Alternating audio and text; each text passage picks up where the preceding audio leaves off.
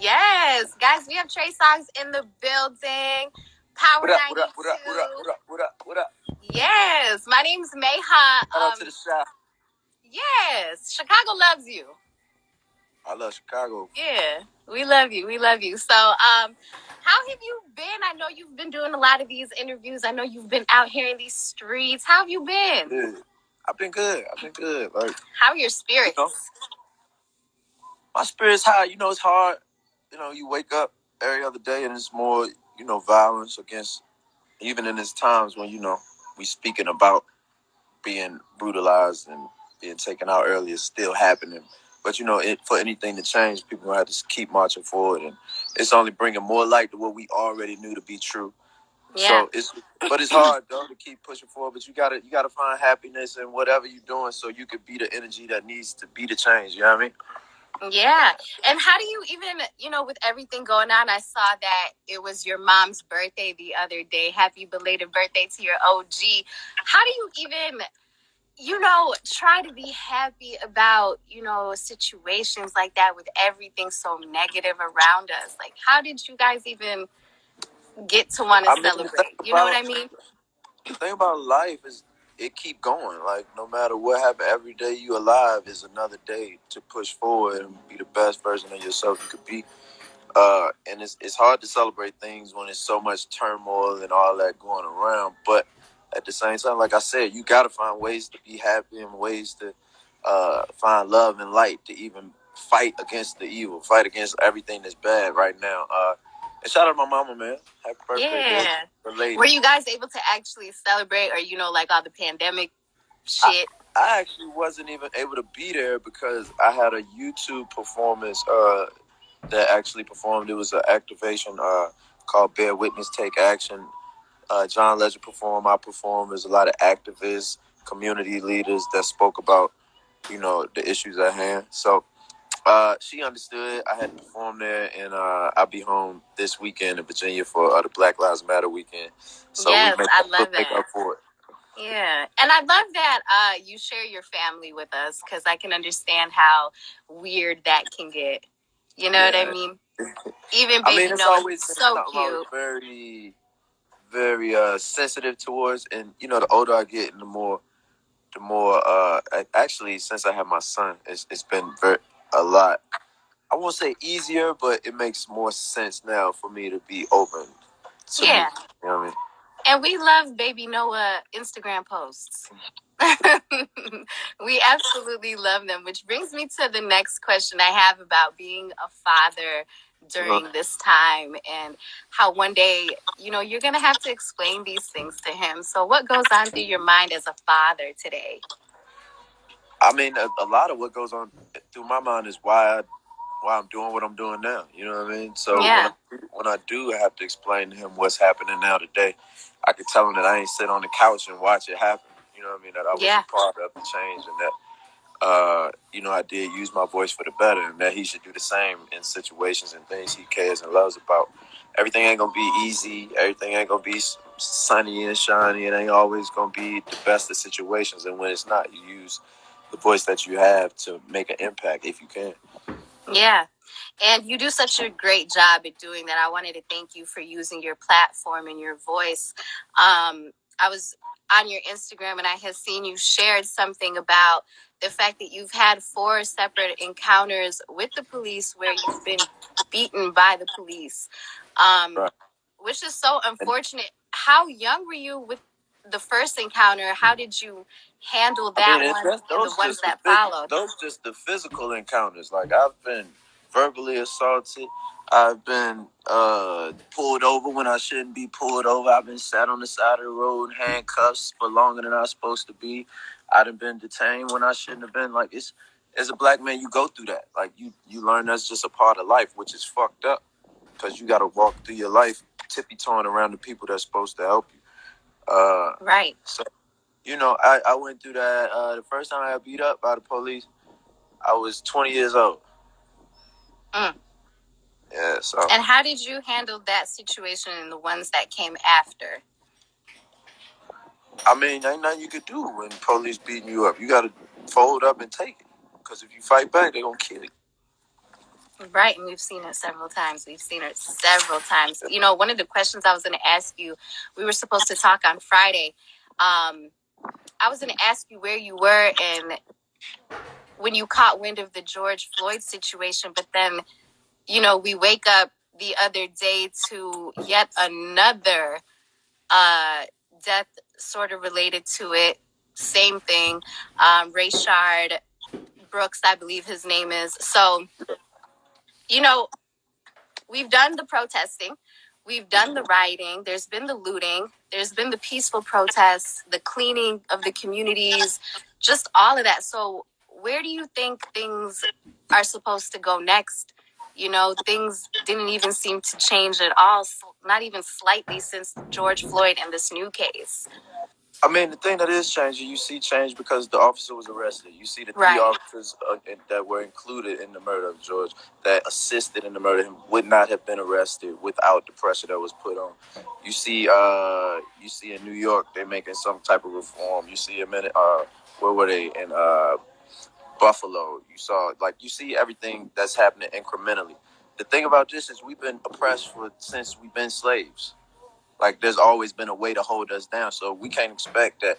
Since we can't expect something to go away within the next 2 weeks, within the next year. This is gonna be a fight eternally. Like I don't know if I'm gonna see complete change in my lifetime or my child's lifetime, but that don't mean let up.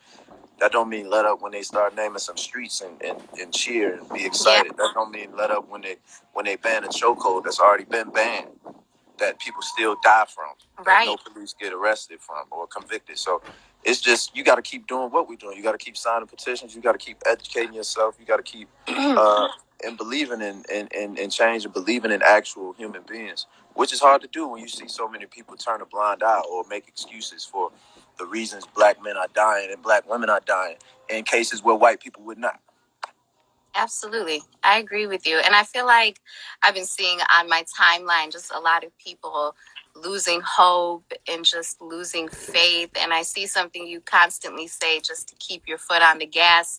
And, you know, one thing I did leave out is actual voting, which is a double-edged sword, because you can't vote for people that don't see your vision. And you got somebody, like, you got choices now between Joe Biden and Trump, and Joe Biden signed a crazy criminal act years ago. Who's to say that he's actually changed? He said horrific things about black people. You know what I mean? So when you voting, like, yeah, but at the same time, nah. Like, I ain't saying don't vote. There's so many people that went through so many things to vote. But if we don't have nobody speaking for us in office, we don't have nobody that reflect our views, it turns into us pushing the leaders for us to vote, us molding the people that we need to vote for, us researching and knowing who's going to go out and actually handle things that are for the betterment of us, just not get our vote and go do whatever the fuck it is they was going to do anyway. Yeah. And it's kind of that argument too. It's better to vote than not to vote, because that's something I've seen on my timelines too, where people were like, "Well, does voting even change anything?" But I feel like it's got to start somewhere. Yeah, I mean, it's crazy because you got to almost pick the devil you know. You know what I mean? Yeah. So it's crazy. It's gonna take a long time to change things in real life. But it's getting to the point where, for a while in America, it wasn't a bad thing to look like a racist. Like, it was okay. You got past with it. You know what I mean? So at least now people are having to show face because they know they will suffer consequences for the things, like, which is something I am grateful for in this crazy time where bigotry is just like, I'm gonna show the world how racist I am. And now you're having to suffer consequences for them. You will lose your job for talking crazy to black people. You will be arrested for calling black people, the police and weaponizing them against black people who not doing shit. Like, these are things that have to change. Like, Band-Aid just made brown, light skin, and dark brown Band-Aids. I peeped that. Like, that's something small that you never think affects the mind. You know what I mean? But as a child, you like, damn, I don't have no Band-Aid to match my skin. Right. You know what I mean? Right. Have you heard of the 15% pledge yet? Excuse me? Have you heard of the 15% pledge yet? No, I haven't. What's that? Essentially where they're putting, you know, a place like Walgreens would put 15% of their products would be from Black-owned businesses and, things like that. I know Sephora has started doing something like that. They've been calling other places like Target. And, it is those small things that start adding up. Yeah, that's a start. Like, a small start is a start. You know what I mean? And that's one thing we got to learn to be patient with, too. And I even got to learn to be patient with myself is everybody not going to understand immediately. And it's going to take time. For sure. But these big companies and these people are entertainers in whatever area and field you in. If you reaping benefits from the Black community and you're not speaking up on these issues, then I ain't rocking with you. I ain't rocking with you either, period. I've seen a lot of that too. But I've enjoyed seeing you on the front lines along with Usher. We've seen you with Kendrick and, just so many more other people. How do you feel those protests have directly affected the area that you're in? When you go out there, it give you hope in people. Like, you can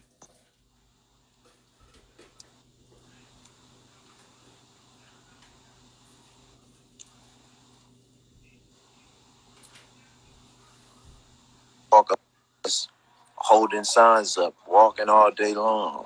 You know what I mean? And been out there 2-3 days. It give you hope. Yeah. It's really like it's a dope time because it's a crazy time, but it's a dope time. It's like something that you want to say you was a part of when you look to your right. I was walking with a lady that was 50, 60 years old. White woman had her first negative encounter with the police, and she was asking me why. I said, it's probably because you're supporting Black lives.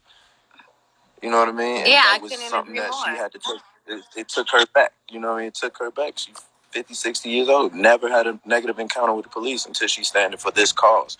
So, it's different. It's very different when you go out there and you actually feel the energy and you see people that's advocating for change and people you see.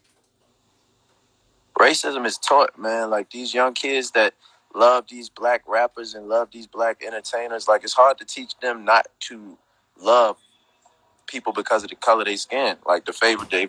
You know what I mean? It's complex. Yeah, no. I definitely feel you, though. I definitely feel you, which I want to tie in the record that you just dropped. Of course, we love Trey at Power 92, so we've been playing Back Home. But then how many times comes out? Obviously, super timely record. I just remember hearing it the first time and just getting emotional and my eyes getting watery. So talk about the record and even what it was like singing it out loud in the studio while it's being recorded. What came over you? Those kinds of things. I was super emotional. Like I cried a bunch of times. Like I was trying to get lyrics out, words out. I couldn't sing them properly. I couldn't hit notes that I wanted to hit at certain times because my voice would break. And you know what I mean? Like when you say things out loud that you've been holding within for so long, it bring emotions out of you. But all in all, I just wanted to put a song together that spoke to the emotions that I know so many people do feel that they can't really say out loud or haven't come to terms with. But it was hard to do. Like it's a sad song. Keep it funky with you. I don't want to sing that song no more. Like I don't want. I performed it one time. I don't want to sing that song no more. Like it's for what it's for. But that song hurt. Like, me and my producer were just talking. We got to sing the song how many more times? They done killed 3, 4 niggas since then. 4, 5, 6. These niggas hanging up in different states. Like what's going on, man? Like I don't want to sing that song. And then how many times do we have to make a song like it? But it just, unfortunately, it's what we're living in and it's what just continues to happen. But I can understand. I remember hearing the one lyric, you literally said it's hard to sing these words out loud in the song. And I just remember hearing it in your voice that it was hard to even say that. It's hard. It's something difficult to come to terms with. Just something that you've been living all your life long. It's just difficult to come to terms with now that you got all these cameras. Like the world is finally saying. Just imagine how much this is going on without cameras. When you have cameras with proof of murder, of taking life, and there's still a fight as to whether it was justified. And then there's months and months and even years before the recording comes out. Then the camera come out. These people might get fired and they still get millions in pensions. Like, what the fuck? What know. Are we really talking about? Or like, even if you put a black man in any of these officers' positions and he takes a white life, he takes an unarmed white man's life, an unarmed white woman's life, he will not see break of day. He will be locked up that day. He will be prosecuted the next. I'm seeing people in the comments asking what song. We're talking about How Many Times. This is the song that Trey just dropped, guys. And, speaking of that, me and my producer were talking about, I feel what you mean when you say you don't want to even sing it no more. You don't want to perform it, but it does something for a lot of people, and that's why it's in rotation. Is it going to lead to a meaningful project that talks about these things, or was it just a single you wanted to put out? I mean, I didn't.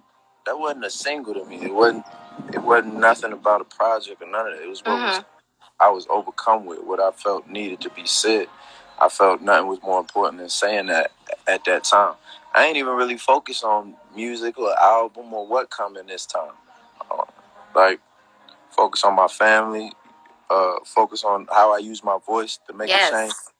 And that's all I'm focused on. Like, I don't know what come next musically for me at this point because this has taken importance over everything else.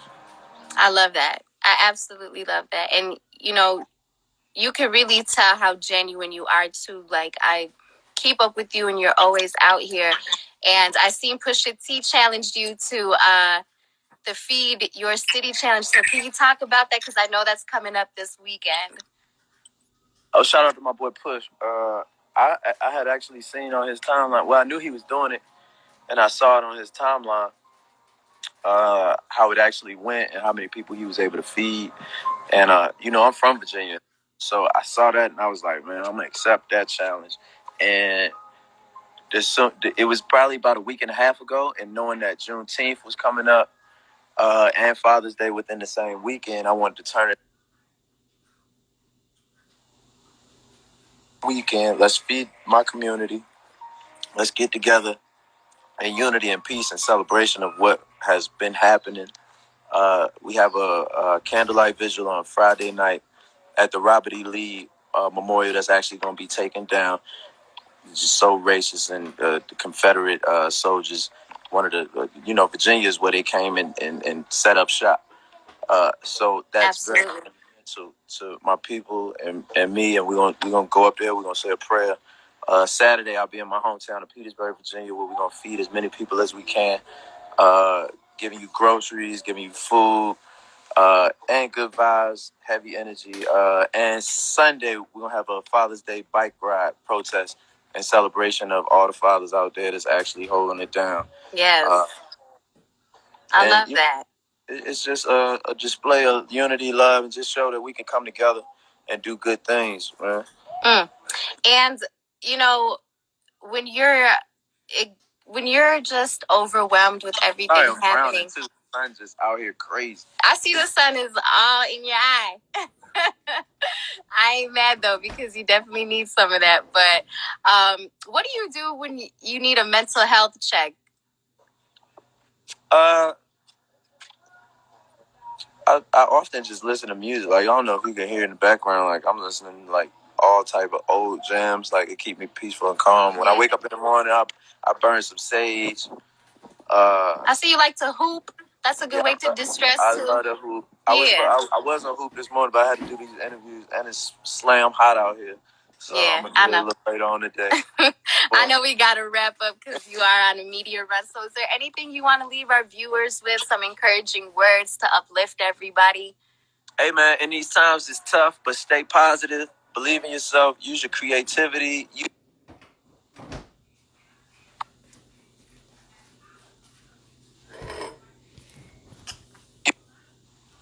To hold you back. If you got haters, you got them for a reason. And shit, make them hate you harder. There it is, guys. Mr. Steal Your Girl, Trey Songs. Thank you so much for joining me, and hope to connect with you soon, okay? No doubt, love. You be easy. Take care.